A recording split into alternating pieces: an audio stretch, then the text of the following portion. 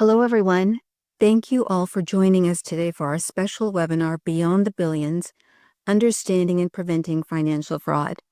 We join communities across the nation and the globe in commemorating the 20th anniversary of World Elder Abuse Awareness Day this coming June 15th, raising awareness of elder abuse and recognizing the core values of elder rights and justice. I'm excited to share that our team has documented hundreds of WEAAD events and activities across the U.S. and in countries around the world. I'm Lori Mars with the National Center on Elder Abuse. The National Center on Elder Abuse is a federally funded elder justice resource center housed at the Keck School of Medicine of USC. We provide the latest information and resources on research, training, policy, and best practices on intervention in elder mistreatment. Our goal is to prevent elder mistreatment through improved awareness, education, research, and response. We recognize that as a society and as individuals, we must expand our efforts to ensure that all older adults are treated with dignity and respect. We have an outstanding panel of presenters today who will discuss elder financial fraud, one of the fastest growing, most prevalent, and devastating forms of elder mistreatment. You'll hear key findings from the FTC's 2024 Consumer Sentinel Network Data Book, after which the panel will respond to some questions and engage in a robust conversation about fraud, its many impacts, and effective strategies for prevention and recovery. I'd like to introduce our panelists. Dr. Duke Han is a board-certified clinical neuropsychologist and professor of psychology, family medicine, neurology, and gerontology at the University of Southern California. His interest lies in the factors that impact cognition and decision-making in aging. In addition to directing his own research lab, he serves as the co-leader of the Research and Education Core for the USC Alzheimer's Disease Research Center and the editor-in-chief of the Journals of Gerontology Series B, Psychological Sciences. Dr. Bonnie Olson is a clinical psychologist and professor of clinical family medicine at the Department of Family Medicine at the Keck School of Medicine of USC, where she previously served as vice chair of research. Dr. Olson has extensive experience as a geropsychologist and expertise related to elder abuse in the context of dementia, assessment of capacity, and the intersection of elder abuse and the court. Paul Greenwood is a retired San Diego Deputy District Attorney, where he led the Elder Abuse Prosecution Unit for 22 years. Paul spends much of his post-retirement time consulting on elder abuse cases and providing trainings to law enforcement and adult protective services agencies across the country and internationally.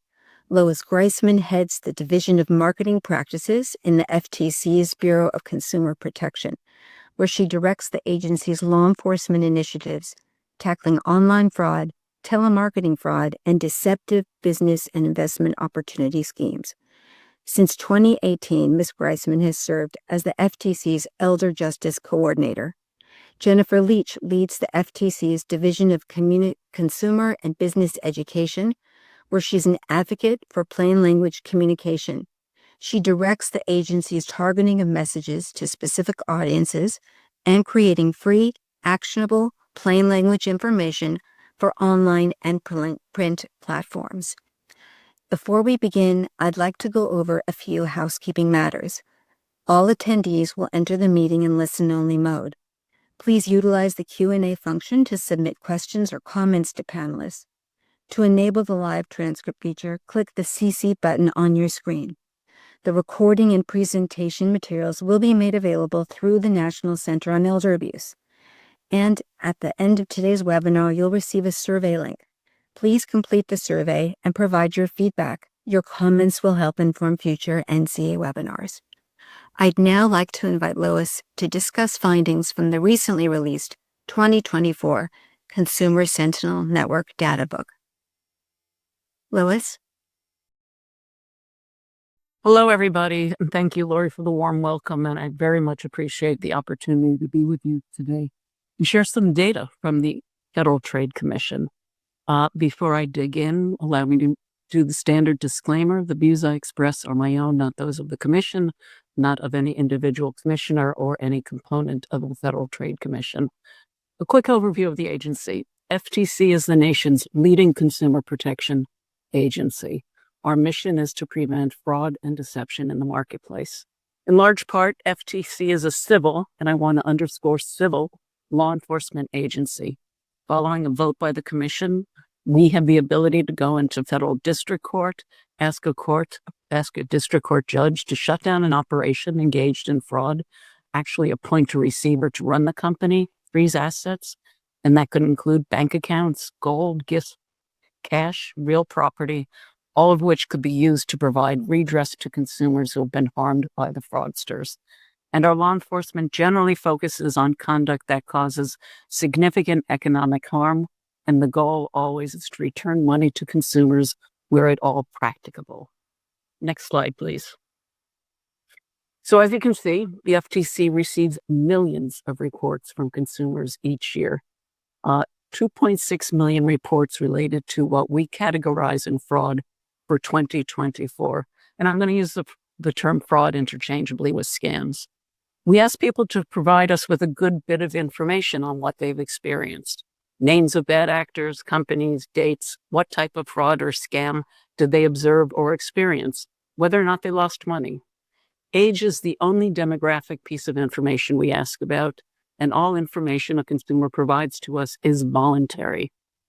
So the FTC receives reports directly from consumers, but we also get reports from our law enforcement partners, the FBI, Postal Inspection Service, state attorneys general, and also a lot of non-governmental entities report into the FTC, Better Business Bureaus, for example, Microsoft, Western Union, and MoneyGram.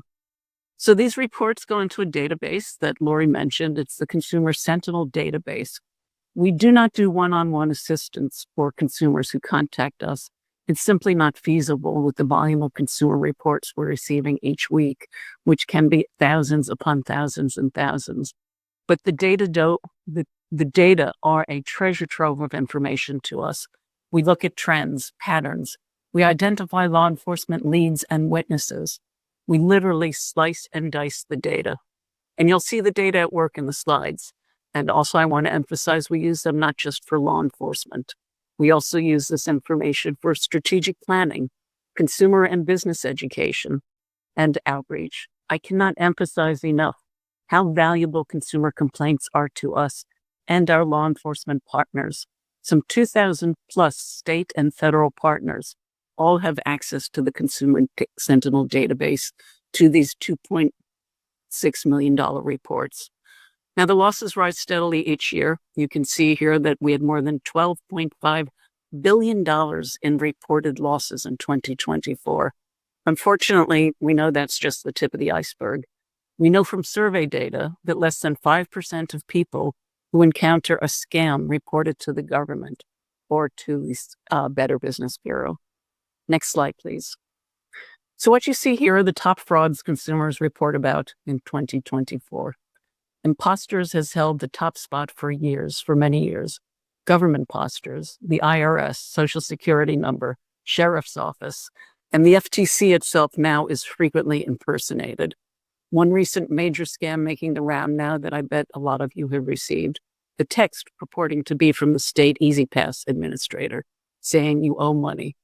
When we think about business imposters, what we see with much prevalence are impersonations of Microsoft, Amazon, or a bank. And what we've also seen of late is a blending of both business and government impersonation scams. So, for example, you might get a call from your bank saying your account's been compromised. You need to move your money in order to safeguard it. The bank, the so-called bank representative, will say, we've already been in touch with the FBI. They've already assigned an agent to your case who's going to assist you in promoting your money. I'm going to transfer you to that agent now. Looking back at the top frauds from the slide, we see that online shopping scams fills the number 2 slot. This covers the full range of issues. Product never arrives. Product's not what you ordered, not what was promised. Think, for example, of the N95 mask that you receive. That's not really an N95 mask.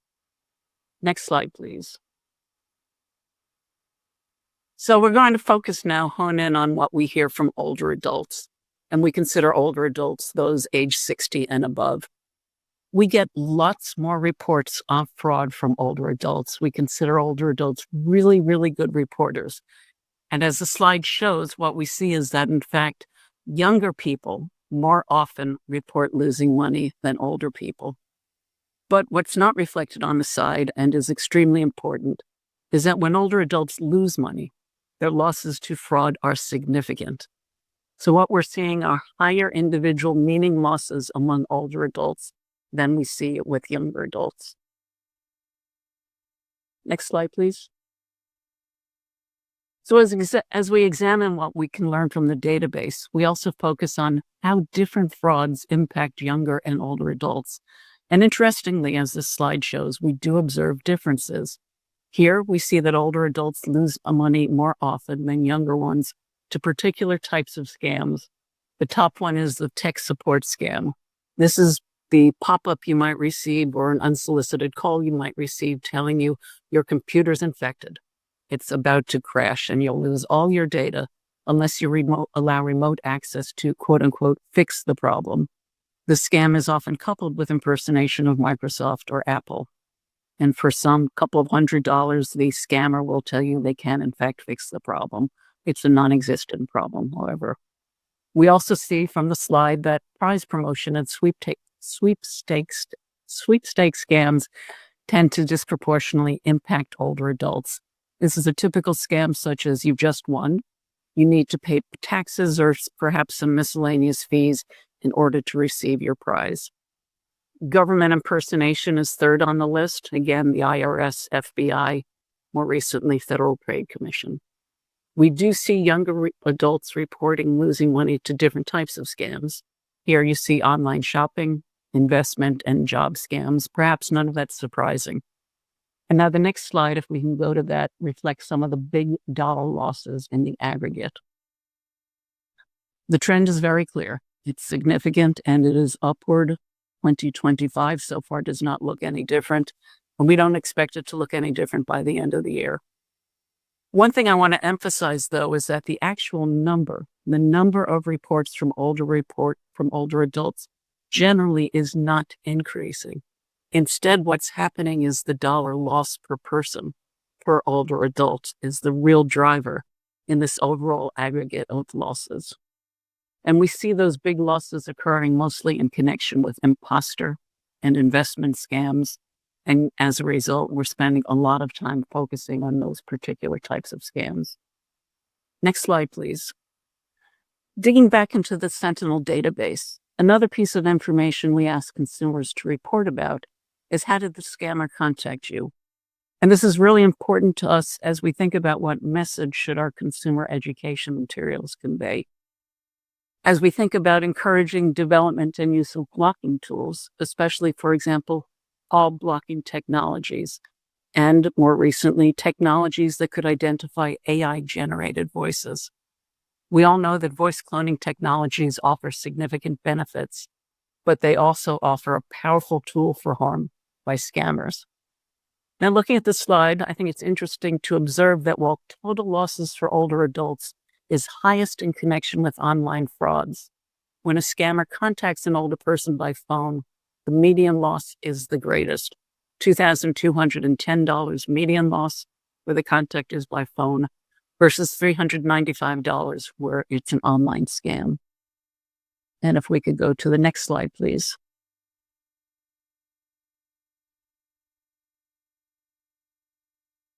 Another piece of information we ask consumers to tell us about is how did they pay the scammer?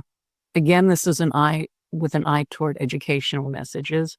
Gift cards are for gifts, but also with an eye toward working with industry members, retailers, financial institutions, telecommunications companies, or gift card issuers to work with them to find ways to minimize fraud.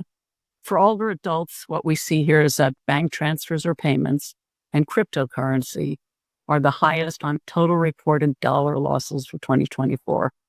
But it's interesting to see that credit cards and gift cards were the most frequently reported payment methods. Our Our educational materials encourage payment by credit cards because under federal law, that's where the protections are the best. And it is a positive sign that the data do show that gift cards are the most frequently used payment instrument by older adults who are deceived by fraudsters.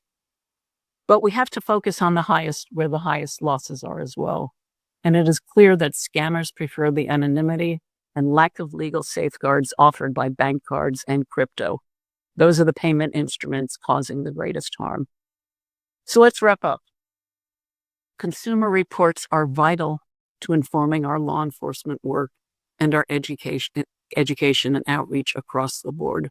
We mine this data, we build cases based upon the data, and we look for trends. The FTC has and will continue to commit significant resources to tackling fraud affecting older adults. This is a priority area, and it's critical we work with each and every one of you to leverage our resources and magnify our reach. Getting reports from the public of all ages makes us more effective, and we encourage all of you to encourage consumers to report what they're seeing and experiencing to the Federal Trade Commission. With that, I thank you and turn it back to you, Lori. Thank you so much, Lois, for sharing the statistics and information and laying the foundation for our conversation. I'd now like to invite the rest of the panelists to please join. Thank you all so much for being here today. And I'll begin with my first question. What factors might increase someone's vulnerability to financial scams? I think I'll take that first question. First of all, thanks, Lori, and to the NCA for having me be a part of this important webinar. I want to address some incorrect assumptions as a first step to answering this question.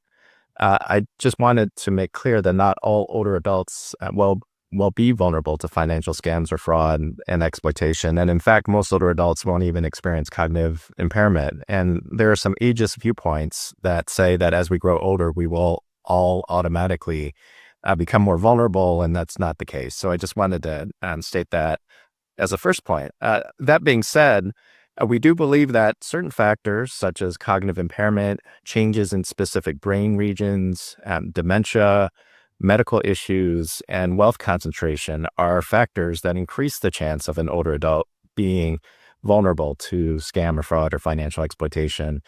We also know that social isolation is a significant factor. So the more socially isolated an older adult is, the more vulnerable they are.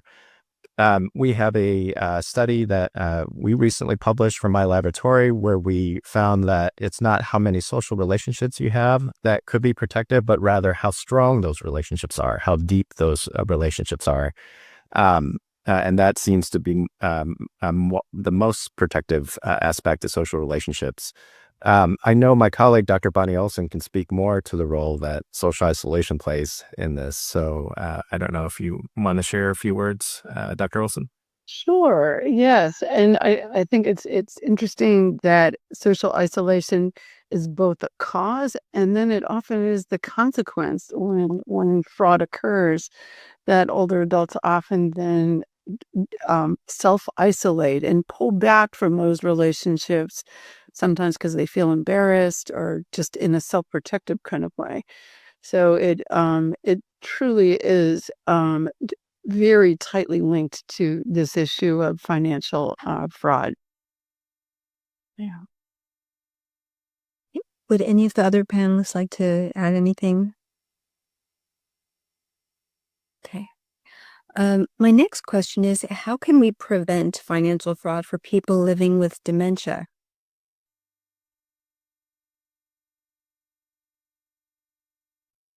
Maybe I can take a stab at that one.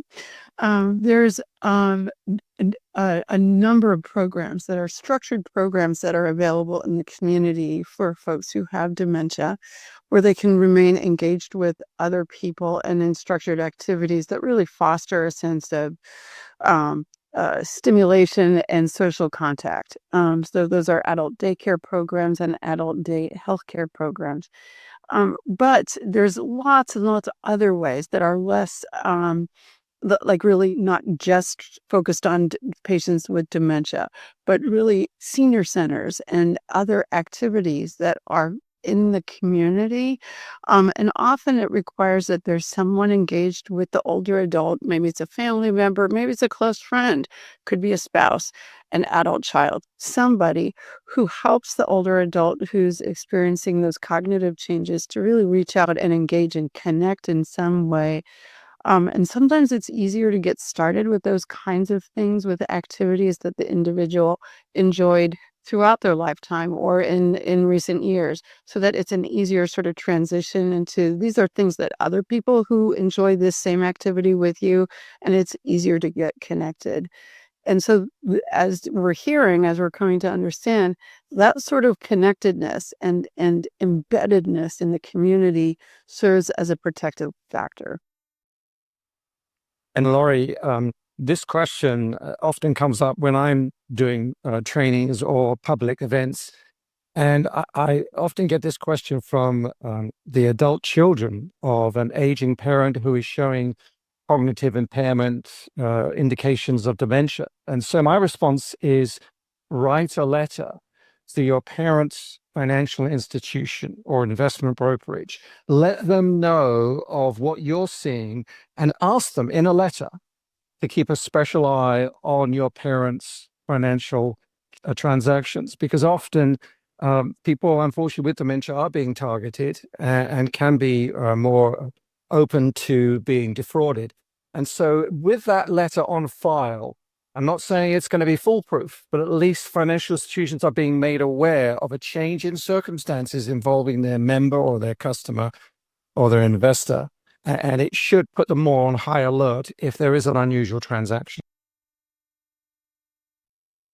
Thank you for that information. And following up on this conversation about prevention strategies, how are scammers adapting their approaches when reaching out to older adults, and what should professionals and families know about those tactics?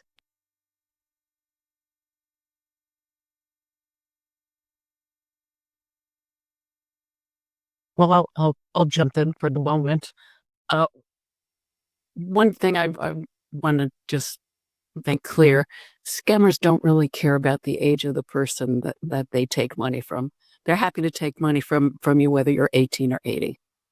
That said, we do see that older adults, and this was one of my slides, do tend to lose more money than younger adults to certain types of scams, and the tech support scam jumps out. So that's something to be aware of, to make sure people know about. And we do see some targeting of older adults with money-making claims about growing your retirement account, or programs that will teach you how to invest, often in crypto, to make big money. And of course, we see scammers target adults and in touting the health benefits of certain types of supplements to improve memory or treat arthritis. And one of the big red flags we always talk about is time pressure pitches or claims about big returns on investment. Those are red flags. I would just add that if you're talking to older adults that you work with and they're worried about particular things, if you're starting to hear trends of things they're worried about, like their money lasting, or maybe getting a job, or healthcare, or anything else, expect scammers to target those things. If it is out there and a worry in the world, there it is very likely that scammers will be out there trying to, make a buck off of it. So think of Medicare open season. We know that every year there will be scammers targeting Medicare open season because it just is, and it's in people's minds, and they're aware of something. There's something about it. They're not sure. They haven't focused on it yet, and scammers come in and try to fill that gap. So if there are things that you're just seeing or hearing about, it would be a good idea to just do a little bit of searching, hopefully on the FTC website or one of your state AG's website, to find out what information can you find about that scam and how can you help people avoid it. And Lois, we're all people of a routine and habit. And I've noticed that when particularly adult children are alerted to something, it's because of a change in their elderly parents' or relatives' routines. And often the fraudsters will get the older adult to drive all over the county, purchasing gift cards from different places and locations at different times of day and night. That in itself, if you're unable to get hold of a relative at a certain time of day when you know they're normally at home, that could potentially be a red flag.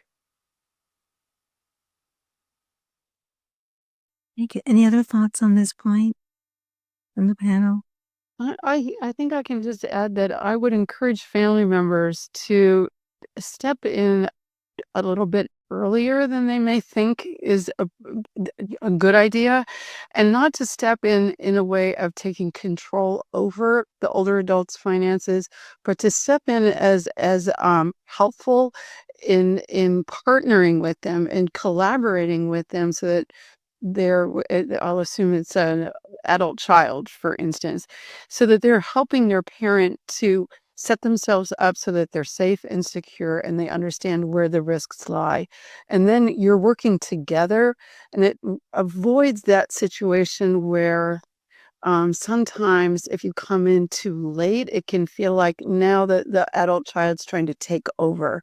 And then you'll get a lot of resistance from the older adult. And understandably, they want to maintain some autonomy and sense of agency in their own activities. So doing it sooner allows you to do that sort of collaborative stance that I think is often a whole lot more successful.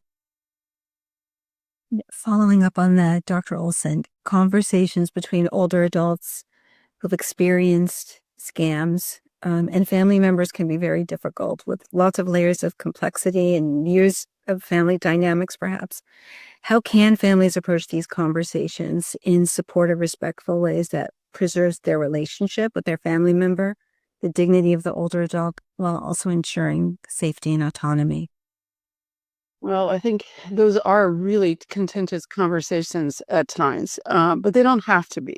I think if you can take some of the emotion and sort of dial it down, if that's possible, and and how to do that, I would recommend that the family members recognize that when someone's been victimized, that the prevailing emotional response to it can be can range from being depressed and sad and feeling overwhelmed with that to being really angry and feeling like they've been betrayed. That's a very common comment that I hear from older adults who've been victimized, and that if the family members can understand the emotions that the older adults experiencing, and then they can come in more with a sense of being supportive and not accusatory, not demeaning, not placing blame on the older adult that it's their fault, but really coming at it from a place of let's see what we can do to moving forward, help you to gain some safety, some financial safety, and maintain as much autonomy and self agency in the process as is reasonable and possible. It's a tough, you have to sort of thread the needle to get the balance right between that, and, it's challenging. And you alluded to the impacts and how family members should respond, but really beyond the financial losses, there are those less visible but very devastating emotional and psychological consequences of financial fraud for older adults. Can you speak to that a bit, please? Yeah, well, first I want to just say that older adults are not one monolithic sort of unit of people. They're very individual, and I think as we age, we become more heterogeneous. We become more ourselves, and that's a good thing, and it's to be celebrated. But there are some prevailing emotional responses that certainly I've seen. I've mentioned that there are people who feel, as a result of being defrauded, they feel very embarrassed and they feel sort of guilty and that it's their fault, and they take that in, and it allows them to sort of diminish their sense of self confidence in themselves. When someone starts to feel like that, the natural response then is to isolate because you don't want to expose yourself in the world as being sort of embarrassed and diminished. So you withdraw. It's kind of the natural consequence of that. Other times people become angry and irritable, and and blame. The blame goes outward, and then they're not in a position to then restructure how they're doing things to protect themselves. So it doesn't serve them well. What I think is a really useful sort of approach is to help older adults to kind of move from that feeling of being victimized more into being advocates. So once you've been victimized, if you can advocate to the community, to your friends and your peers, like, this happened to me, don't let it happen to you. And I think that's a really powerful way to sort of turn those negative emotions around into something that serves the older adult in a more positive way. But I'd love to hear other strategies that you all have used to help people sort of recover and rebuild. So I'll just build on what Dr. Olson said, because what you just said is the very basis of the FTC's campaign Pass It On, which has been around now for a number of years. And the idea behind it is, you've got this, but you know somebody who doesn't. So share with them, because the whole point is to start conversations and to have conversations and to be able to empower people to take what they've seen, take what they've experienced, because everyone's an expert in fraud, because it's happened to them. They've seen it, they've experienced it in some way, whether or not they've lost money, but they know what's happened, and they're an expert to them. And there's nothing to be gained by people who are in this field telling them, well, no, that's wrong. That's not, you have the wrong end of that. You just give them the information in as simple a way as you can and help them have the conversation with other people. So I think Dr. Wilson's exactly right. Switching people from someone who's experienced a fraud to someone who can help prevent a fraud is one of the most powerful things that we can do. And Laurie, in addition, I found, and especially in the last few years, the fact that we have the AARP's Fraud Watch Network, which invites family members and also people who have suffered a devastating financial impact to be part of a group. And there's tremendous encouragement and support from within this group when people get to tell their story and they get to realize, I'm not alone. It's not just me. This is a huge problem that is impacting all people across the community. And I think that there's a lot of comfort and can be gained by being part of that kind of group. And you don't have to be an AARP member to take advantage of it. Thank you all for those great responses. And Paul, continuing on with you, in terms of investigating and prosecuting these types of cases, what do you find to be the most common issues and the most effective strategies in investigation and prosecution? Well, also, I'm basing it on my own experience, and I was privileged to be heading up our unit for 22 years. And I think one of the first lessons I learned was that it's not just about investigators from law enforcement or prosecutors. It takes all of us in the community to be part of the effectiveness of responding to this crime. So it's going to take the hairdresser, the bank teller, the member of the clergy, the next door neighbor, the mail carrier, the Meals on Wheels delivery driver.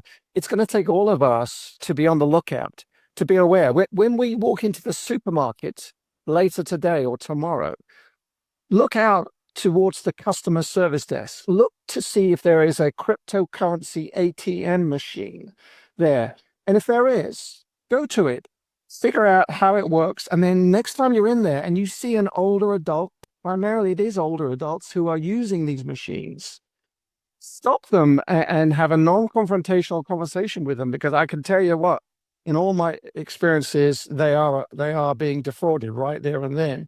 So it takes all of us to be part of the solution. And I think we also need to recognize how big a problem elder fraud is right now. It is absolutely going off the charts. And I don't know of any other crime that is escalating as quickly, which is less focused on in terms of investigation and prosecution. I mean, everybody on this webinar today knows somebody who is a victim of some kind of fraud. We all have them. My next door neighbor, 93 years old, She became a victim 2 years ago. My mother-in-law. I mean, we all have people within our circle of friends and community who is a victim, and we need to recognize how big a problem it is. And I think we need to get, particularly in law enforcement and prosecutors, to understand, I get it. I understand. This is a problem. We need to do something about it. And I always like to relate it to, do you have a grandparent? Do you have somebody in your own family who could potentially right now become a victim of this? I think also, Laurie, we need more training. And I want to give a shout out to NCEA and the Department of Justice for the tremendous program called EAGLE, which stands for Elder Abuse Guide for Law Enforcement. But as Ricky said from USC, he said, you should change the LE to literally everyone. It is a guide for literally everyone, and it's free. We should all have it on our phones.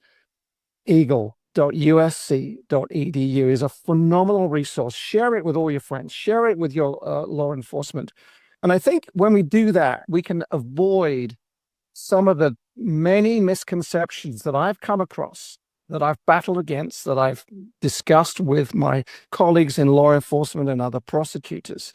And there are several. I mean, one of the early ones that I dealt with, because I wasn't getting any cases in my first 7 months. And I kept asking law enforcement, why didn't you bring me any cases? And you know what they said? Well, Greenwood, you don't want to deal with elderly victims. I said, why not? They said, apparently, they said that they're so unreliable in the courtroom. Nothing could be further from the truth. Just because people are forgetful doesn't make them unreliable, because we've got other evidence that can corroborate their main story. And I tell you what, I would rather have on my witness stand a 95-year-old witness than a 21-year-old witness. The way they have jury appeal is enormous. You know, people used to compliment me and our unit on the work we were doing. I said, it's not about us. It's about the people who take the witness stand. They have a story. Jurors get it, and they understand. And then finally, I would say to prosecutors out there, don't just focus on the amount of the loss. You know, to me, it wasn't so much about whether it was $750,000 or $7,500. It's the impact of the crime on the victim, which is important. And it's also the fact that if I don't take this case because it's not worth my time because it's such a small amount, I'm giving a green light to that fraudster to do it again and to do it to somebody else. And I don't want that to happen. So I think we should try to hold people accountable. And when I get pushback and they say, well, you have to understand lack of resources, Greenwood, I would say, okay, but are you prosecuting misdemeanor DUIs? Of course you are, because those are important public safety issues that you would be foolish to disregard. Elder fraud and any type of fraud is a public health concern now. And that's what the CDC have said. I think there's people still left in the CDC. They have told us that it is a public health concern, and we should take that seriously and treat these cases seriously. Thank you so much. Lots of valuable information there. And you mentioned and focused on the community aspects, how the community members can get involved and get engaged. I wonder if one of the panelists or more than one of the panelists wants to address the multidisciplinary team response as well.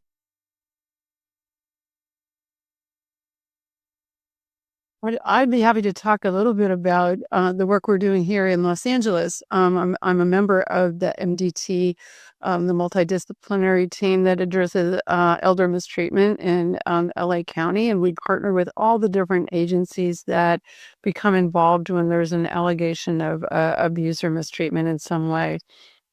And it's adults, older adults, as well as adults with disabilities. So it's a big group, a big segment of our population. And the effort in the MDT is really to coordinate services and to do some very pragmatic problem solving. I guess it's the best way to say it. we see the most complex cases, the ones that are not sort of a straight shot.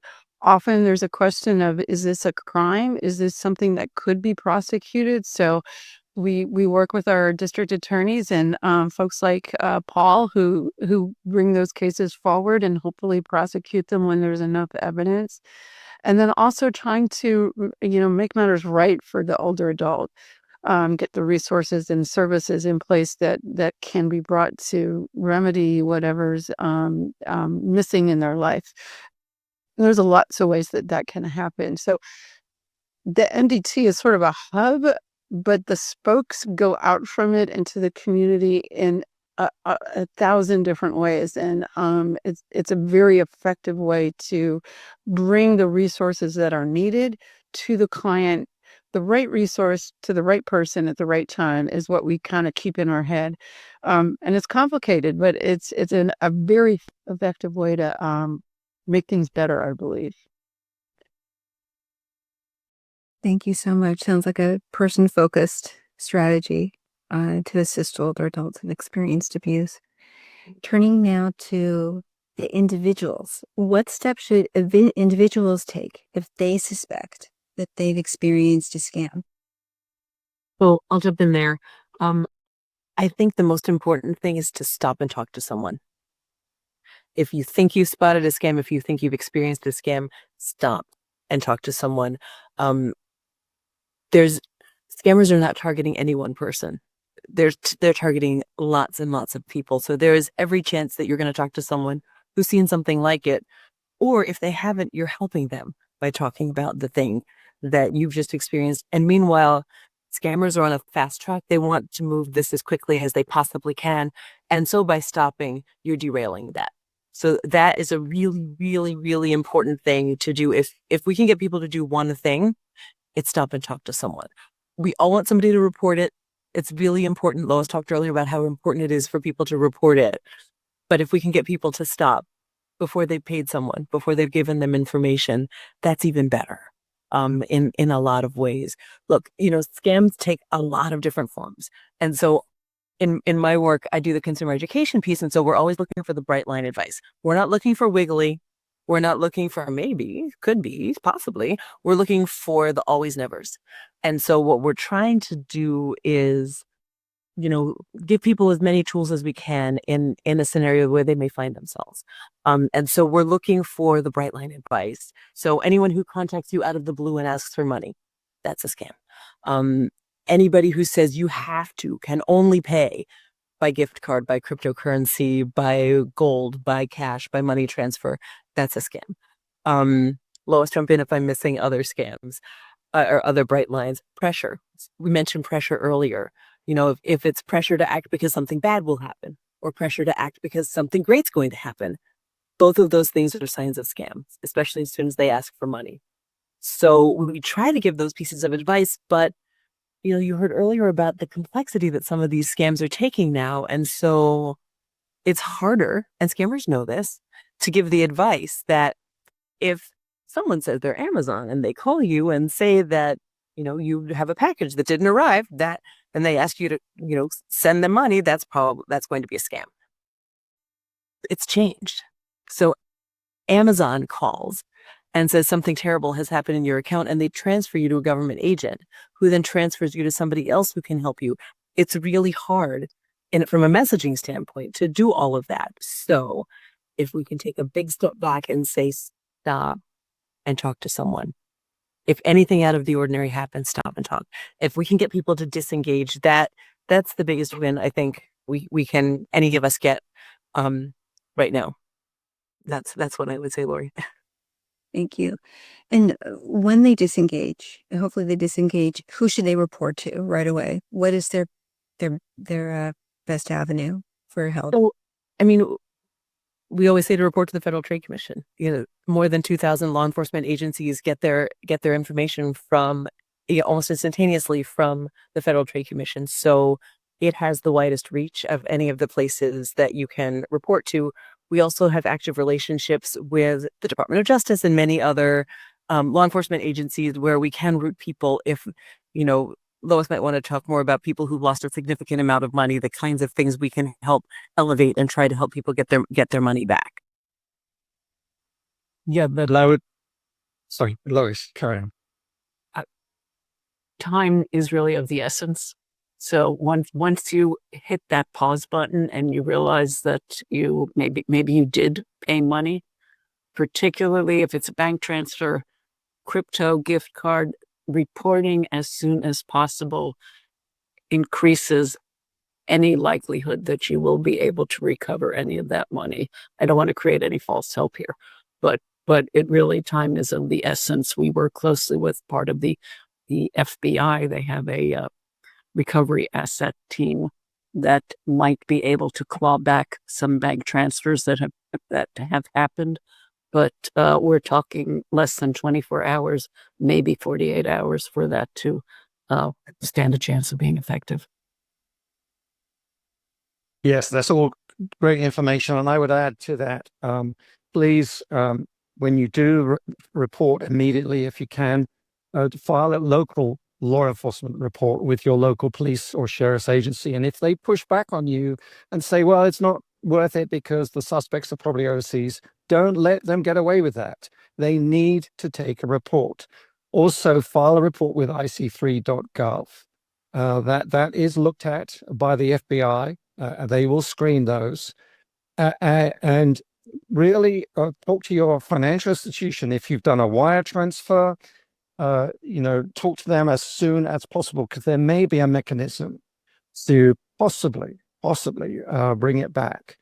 And also, if you get pushback if you've used cryptocurrency at an ATM machine, don't take as a response, well, it's crypto, it's gone, there's no way we'll recover it. Because what's happened in the last 18 months, thanks to some dedicated detectives who have become qualified in understanding how cryptocurrency works, how it goes through, there's things they can use. It's called a blockchain.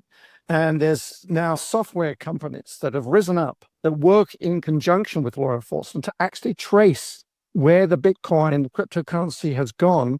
And they may, and of course we have to emphasize they may be able to identify the wallet where the money has been converted into crypto. So all these things are evolving. And I have to tell you, I think the gradually law enforcement response is improving, particularly to these crypto cases. Thank you. I'd like to return for a moment to Dr. Hahn and talk about the research related to those factors that may be related to older adults engaging in scams. Can you share with us some of your current research regarding this topic and perhaps what families should look out for and what clinicians should be aware of? Sure. So our lab has been focused on trying to understand when certain older adults seem to make poorer financial decisions without any sort of apparent real reason. And so one of the tools that we use to try to understand what might be going on is brain imaging, because we know that we can see changes in the brain that happen before noticeable cognitive changes or cognitive impairment in older age. We had a recent study that was published that found that a brain region called the entorhinal cortex seems to be thinner in older adults who are more financially vulnerable to scam and fraud and financial exploitation. Why that's important is because the entorhinal cortex is known to be the first brain region that changes in Alzheimer's disease. And so these were older adults who had no cognitive impairment, but were actually financially vulnerable, and they had less thickness of this brain region that changes early in Alzheimer's disease. So I think a number of people in the medical field have wondered why certain older adults might make poor financial decisions, but not show any cognitive impairment. And it could be that they're having brain changes consistent with Alzheimer's disease and no cognitive impairment yet, actually. So that's a recent study that we published and we're able to report on. We also know that factors like frailty, so medical frailty, physical frailty, emotional frailty, seems to be higher in older adults who report scam and fraud and financial exploitation. We also know that there are other brain characteristics that seem to be sensitive to financial exploitation.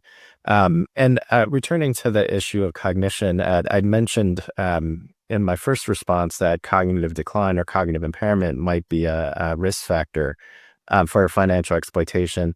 I also just want to emphasize an older adult could be completely cognitively intact and have no sign of brain changes or cognitive impairment at all, and could still be the victim of scam or fraud because of other contextual factors, or really the aggressiveness of the perpetrator. And so it's really a complex picture here. I think there are certain vulnerabilities that might make an older adult more susceptible to scam or fraud, but you can have an older adult that's completely intact, and it really is just the aggressiveness and the tactics of the perpetrator that seem to just be successful in taking advantage of an older adult. And so there's we're trying to appreciate all of these factors.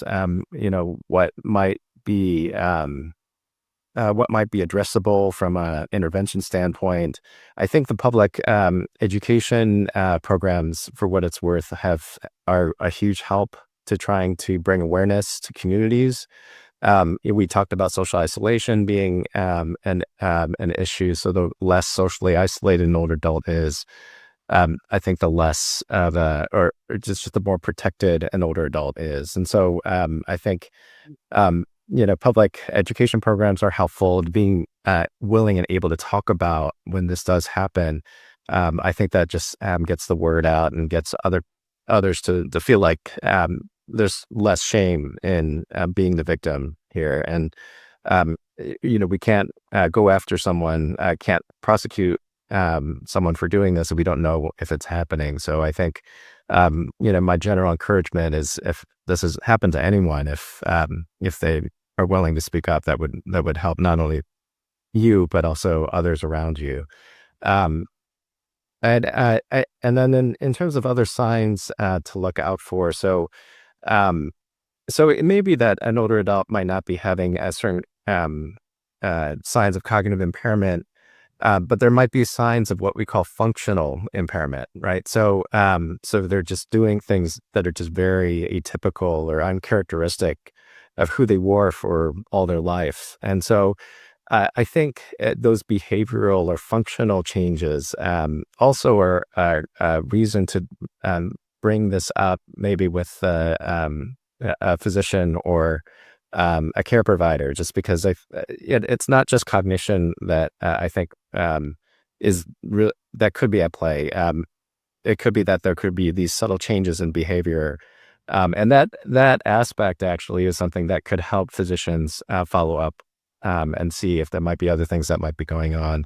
Yeah, I've been involved in some cases where it's just the medications that an older adult is on, and certain medications can just change thinking, and once they're off the medication, thinking comes back to normal. So from the medical perspective, there are a lot of factors and variables that I think that could be looked at to potentially help address and protect older adults. So those are just it's a lot in response to your question, but I just wanted to make sure we covered some points that I think often don't get covered when we discuss this. Yeah, thank you so much for providing all that information. And following up specifically on the public education, what are some effective communication strategies or resources for consumer education to discuss financial safety, especially given all of the complexities that you've just mentioned, Dr. Owen? So I'll go first. I feel like one of the things we should all do is sort of take a step back and think about sort of marketing or education 101, which is knowing your audience. It is absolutely essential to know your audience, to know what they need, to know what information they need, to know the tone and the kind of words that you use to help them. Words really matter. And so I would ask us to consider when we're, describing things that are going on, and depending on our audience, is the word victim helpful? Is the word vulnerable helpful? Because it may be in a one-on-one situation, that it is. Saying that you've been a victim of a scam lets them off the hook. Maybe it does. Maybe it lets them say, okay, this was not my fault. I didn't do this. But, from where we sit at the FTC, we're creating materials that are going out to millions of people. I don't have the benefit of that. I am trying to first do no harm. And so we're trying to empower people, and calling someone a victim or labeling them as vulnerable or a victim could be very disempowering. And so we don't want to do that. And so what we try to do is describe what happened. You've experienced a scam. You paid a scammer. A scammer targeted you. Those are the kinds of ways we talk about it. Unless, and I talked to Lois's group one time and they said, yeah, but what if I'm talking to a judge? Oh, okay. If you're talking to a judge, call them a victim, say how much they lost, say that they were vulnerable, whatever it takes to win. But again, it's back to your audience. What's going to get through?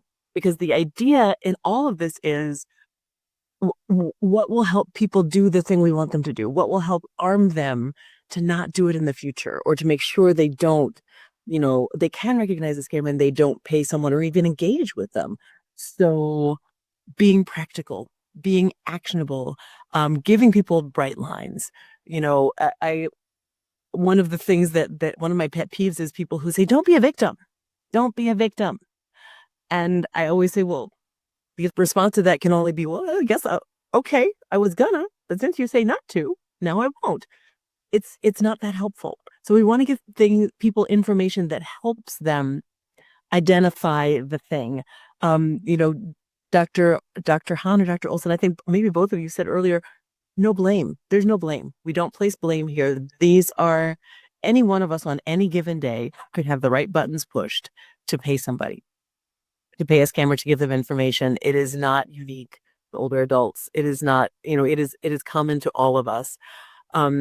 So these are some of the things. I mean, Laura, you might be looking for things that are much more specific to financial exploitation and older adults, but I think these are the underpinnings of all of the ways we have to communicate with people in ways that they know it's for them.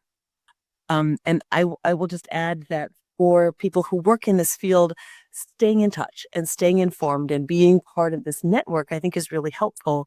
And the FTC puts out regular blog posts about scams. And if you can sign up at ftc.gov/consumer alerts, we'll drop it in the chat. It's one of the ways to know what the latest is, not just what the FTC is doing, but what we heard.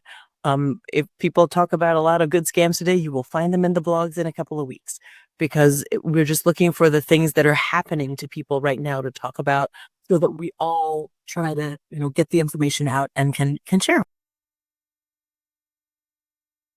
I'll try to add a little bit to that, if I may. One of the things that I have found effective is to give older adults the language to use to sort of operationalize that idea of, like, sort of pause, that there really isn't urgency here. And it's like helping them to find the words that they can say on the phone that says, yep, nope, not right now. Whatever it is. Oh, sorry, I have to leave for an appointment. Let's talk later, and then hang up. That's not rude. It's not wrong. And it just gives you the time and space to make, some thoughtful consideration, or just say, interesting idea. It's under consideration. I'll get back in touch with you. So whatever the words are, it doesn't matter, but it's so that you can help that individual find a language that they feel like they can use when they're under pressure, when the phone rings. And I think that's such a hard thing, because so many folks feel like they don't want to be rude on the phone, and that if they are, that will have negative consequences, and don't think about the financial side of it. So that's I think useful.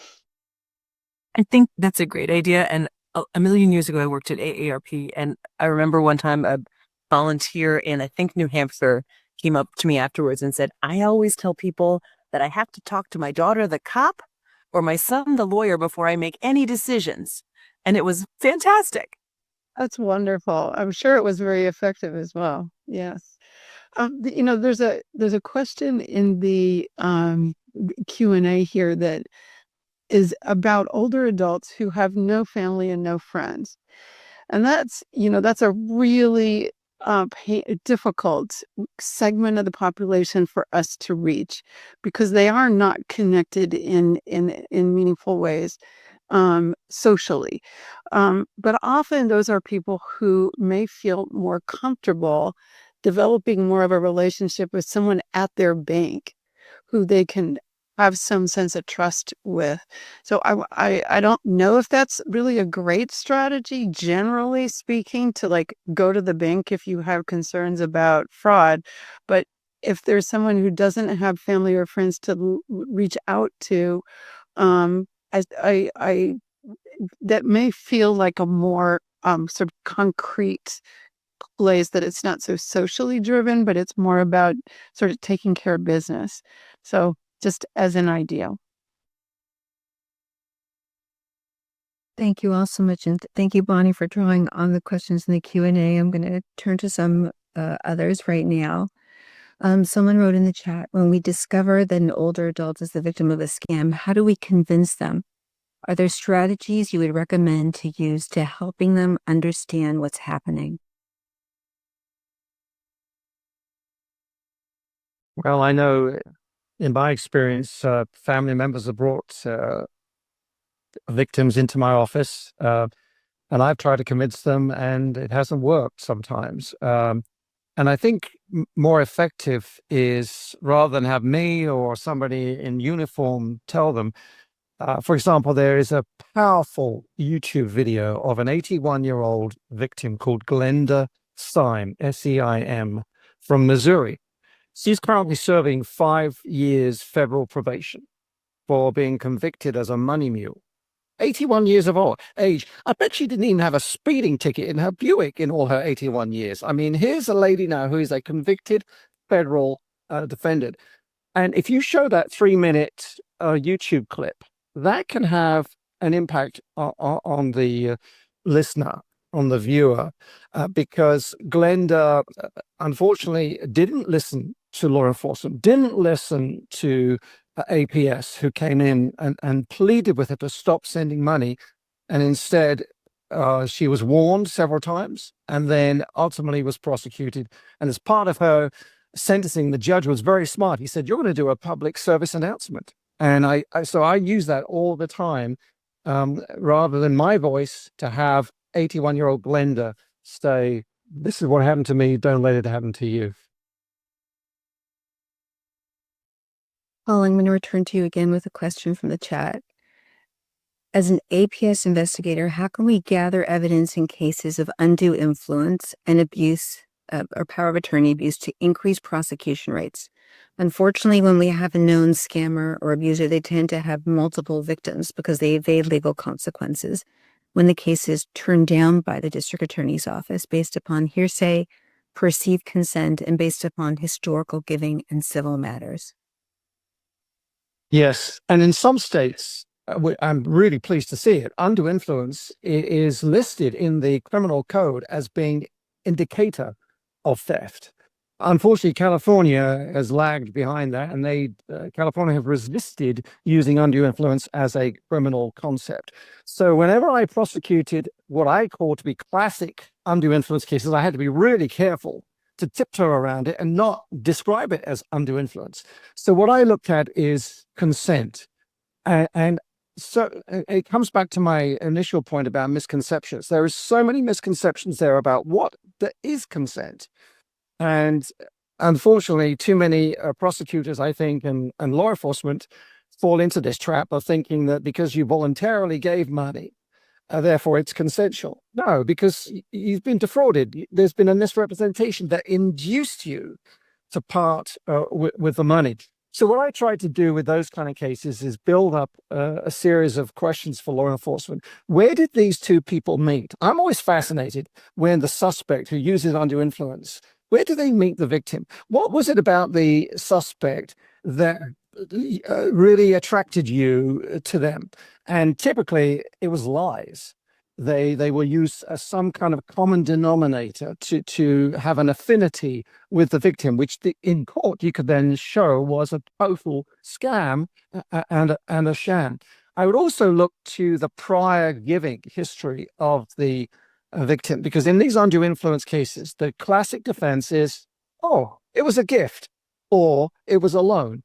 And so you build up a profile of a person, and I'm not saying this cruelly, but you show a history of frugality until they meet the suspect, and then everything changes. And I think if you build up that kind of profile, you can actually do that. And with Adult Protect Services, don't give up on your prosecutor. Encourage them to be part of your multidisciplinary team that Bonnie is on, and have them join you and have them come on a ride along and get them to understand how undue influence works. It doesn't work with a gun. It doesn't work with a knife. It works with flowers. It works with seized candies. It works with charm and charisma. So many of the defendants that I prosecuted of this type, they would be in the defense there, and my victim would walk in and a couple of them would blow kisses. There's still that affection that the victim shows towards the defendant, which you have to recognize, but not be afraid of. Thank you so much. There have been a couple questions in the chat about victims falling prey to cryptocurrency and Bitcoin scams. And one person asking, how can we educate older adults about how to recognize those crypto scams, especially, Paul, you referenced earlier when they're in the markets and they're so readily available. How do we address that? Sorry to jump in again, but this is a big burning issue for me right now because I'm seeing so many more of these cases. And I have to give a shout out to a movement that was started by a deputy district attorney in Santa Clara County, Erin West. She has now left that job and devoted all her energy, and boy, does she have energy, to something called Operation Shamrock. Everybody needs to know about Operation Shamrock as part of a movement that deals with a crime that many people are referring to as pig butchering. If you've never heard of that term, you need to understand it. Some people don't like it, and I'm not going to get into that debate, but you do need to research the phrase, what is the crime of pig butchering, and understand how it works and the multi-layers that involved in this. Somebody else, Laurie, said, how can we persuade supermarkets not to install these ATM machines in there? Well, good luck with that one, because I'm afraid the door is open. More and more supermarkets are installing them into their supermarkets. My local one here has one in it. And I would think almost every supermarket will do that. Why do they do it? Because they get a 15% commission on the transactions that are being there. Now, most states are now bringing in legislation to limit the amount of the transaction per kiosk per day. But that's what the crooks are doing. They're now telling the victims to drive to another supermarket so they can then spend another $1,000 in another supermarket. And so I'm asking supermarkets, please put up massive warning signs. Don't put, in my local supermarket, you can hardly read it. It's like 18 size font. They need to put up a massive sign behind saying, stop, listen, speak to me. I wish they would just say, speak to a supermarket employee before you make your first transaction. If we could have supermarkets do that, I think we would stop a lot of these transactions. Any other thoughts on crypto scams? A few questions in the chat about the role financial institutions can play. Any thoughts on how they can play a more proactive role in identifying and preventing financial fraud for their customers? I'll just say, I think financial institutions have a huge opportunity to really make inroads into addressing the welfare of older adults. And I've been privy to some meetings that have been exactly on this topic, actually, how financial institutions can potentially help address this issue. And I think I would love to see just more effort behind this, because I don't know how much is being done. I think there are programs sort of behind the scenes within each institution, and I think some financial institutions have elected to go that route instead of sort of broadly, sort of publicly coming out with programs. But I just think that there's a huge opportunity because they have a lot of data on people that they are constantly assessing and can review. So just wanted to mention that. I also know that AARP has a program called BankSafe, which I know has been very effective in trying to work with banks and other financial institutions and trying to help address this issue as well. So I just wanted to plug that. Yeah, we've also seen an uptick in especially community banks ordering FTC materials on how to spot a scam, and we've heard reports into Sentinel saying that I was at the bank trying to get money out, and they showed me this publication, and I realized that I shouldn't do what I was about to do. So if there are banks in your neighborhood and you would like them to have those materials, we've got them for free. So you can certainly go and order them. But I was also going to mention BankSafe, which is a really terrific program. And I'm delighted that in California, several years ago, we finally managed to get every single bank and credit union teller to become a mandated reporter of suspected elder fraud. That has had a huge significance in terms of the uptick in reports. And I'm glad to see that there's at least one credit union from North Carolina on the webinar today. So a big shout out to them. Tell all your friends, get them on your multidisciplinary teams, because when they start to know about what's going on in the community, they can be more invested in protecting their own customers and members. I'm just going to add one more thing that relates to the banks is when new accounts are set up or older adults are in the bank, to encourage them to have duplicate statements sent to a trusted family member if there is someone, because it's just a really, really simple way to get one more set of eyes on it. And I think that can not necessarily be preventive, but it certainly, if it's happening, it's more likely it's going to be discovered. Thank you so much, Dr. Olson, for that great tip to conclude the webinar. Unfortunately, we're out of time, but we want to thank our outstanding panelists for the very thoughtful discussion and excellent strategies to address and respond to elder financial fraud. And I'm going to turn to some resources now.